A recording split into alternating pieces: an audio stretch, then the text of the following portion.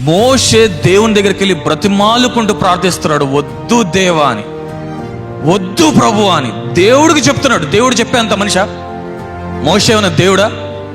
కాదు. మనలాంటి ఒక నర మానవుడు దేవుడు ఏర్పరచుకొని ప్రత్యేకపరిచి ఒక ప్రత్యక్షత ఇచ్చి వాడుకుంటూ ఇజ్రాయెల్ నడిపించు, నువ్వు ఒక నాయకుడివి, నా నాయకుడివి అని చెప్పి నడిపిస్తున్నాడు. మనలాంటి ఒక వ్యక్తి దేవుడికి చెప్పుతుంటే దేవుడు సరే నిన్ను బట్టి ఆపేస్తున్నాం. వాళ్ళందరూ సర్వ సమాజము చూస్తున్నారు. ఒక స్నేహితుడితో మాట్లాడుతున్నట్టు ముఖాముఖిగా ఎలా మాట్లాడుతున్నాడు అసలు దేవుడితో అన్నట్టుగా మన ప్రార్థన మారాలి. మన ఒక్కడి బట్టి మన తరములు మార్చబడాలి. మన ఒక్కరి ప్రార్థన బట్టి మన పిల్లలు తరతరములు లేవనెత్తపరచబడాలి.